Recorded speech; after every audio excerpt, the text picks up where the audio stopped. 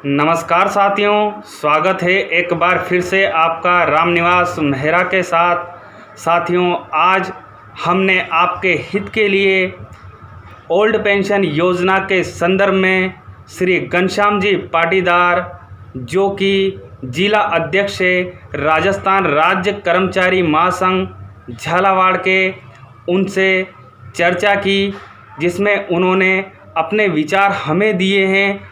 उन्होंने वास्तव में बहुत शानदार विचार हमें बताया है, एक तरीका बताया है कि यदि हम ओल्ड पेंशन योजना का लाभ लेना चाहते हैं तो सभी शिक्षक संगठनों को एकजुट होना पड़ेगा।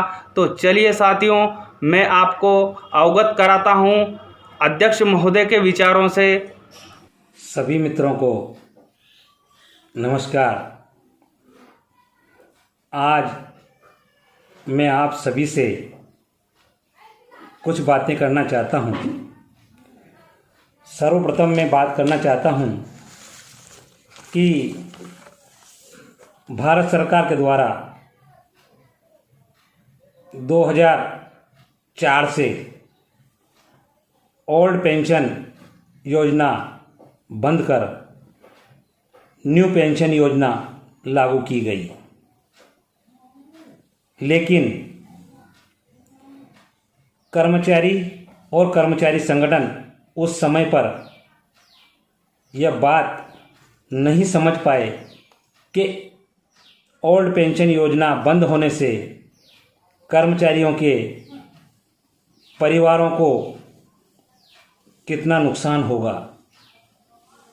हम अब देख रहे हैं कि जो कर्मचारी एनपीएस स्कीम में हैं और उसकी पेंशन जब बन रही है, तो जिस कर्मचारी को 50,000 रुपये महीना वेतन मिल रहा है, वह कर्मचारी 2,500 रुपये के लगभग उसकी पेंशन बन रही है।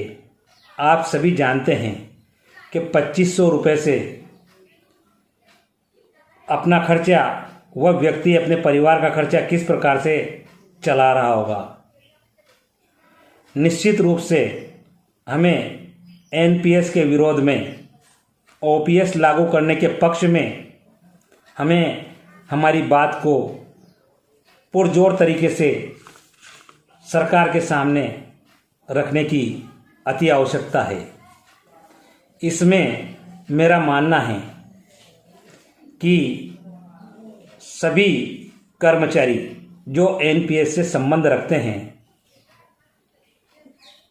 सारे संगठन, सारे कर्मचारी, सारे राज्यों के कर्मचारी यदि मिलकर तय कर लें कि हमें एनपीएस के विरोध में लड़ाई लड़ना है और पुरजोर तरीके से लड़ना है, तो निश्चित रूप से हम सभी केवल एक दिन का चयन करें और उस दिन सारे राज्यों के एनपीएस के कर्मचारी, जो लगभग पूरे भारत में 30 लाख के लगभग हैं, जब 30 लाख के लगभग कर्मचारी, जिसमें माताएं बहनें भी हैं, मैं सभी से आग्रह करना चाहता हूं कि वह सभी एनपीएस का विरोध करने के लिए अपने सारे काम को छोड़कर सरकार के इस निर्णय को बदलने के लिए दिल्ली की सड़कों पर पहुंचे। और जब सारे एनपीएस कर्मचारी दिल्ली की सड़कों पर पहुंचेंगे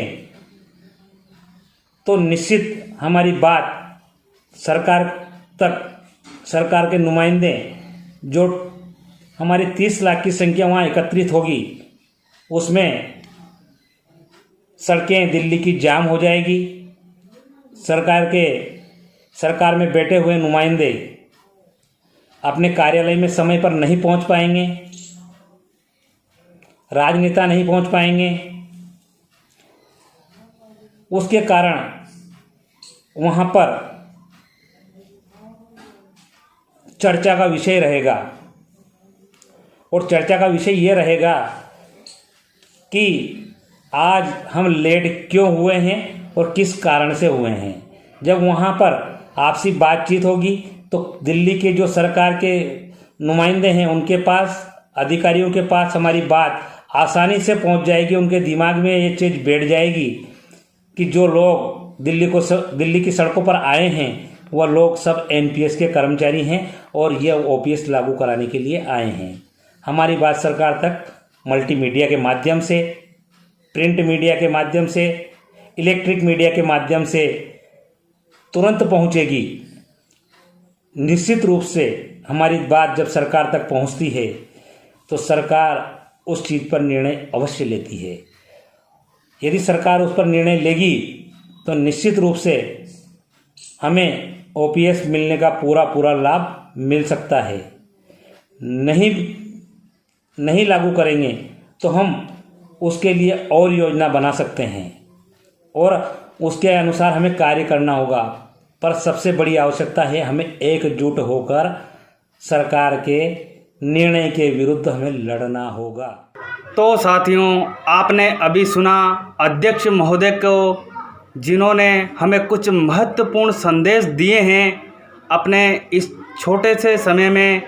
उन्होंने पहला जो हमें महत्वपूर्ण संदेश दिया उसमें ये है कि सभी कर्मचारी संगठनों को, चाहे वो किसी भी नाम से चलते हों, उनको एक मंच पर आना होगा। दूसरा है, एक दिन एक समय तय करना होगा। तीसरी और सबसे महत्वपूर्ण बात उन्होंने ये कही है कि जिन कर्मचारियों को ओल्ड पेंशन योजना का लाभ नहीं मिल रहा है, उन सभी कर्मचारियों को, चाहे वो माताएं हों, बहनें हों, सभी को एक साथ उपस्थित होना होगा। क्योंकि साथियों, लोकतंत्र में सिर गिने जाते हैं, हाथ गिने जाते हैं, लोगों की संख्या गिनी जाती है। तो वास्तव में उन्होंने बहुत महत्वपूर्ण विचार हमारे सामने रखे हैं। यदि सभी संगठनों तक मेरी बात पहुंचती है तो आप सब एकजुट होएं और हम सभी जो नवीन पेंशन योजनाधारी व्यक्ति हैं उनको ओल्ड पेंशन योजना का लाभ दिलाने का कष्ट करें। जय हिंद, जय भारत।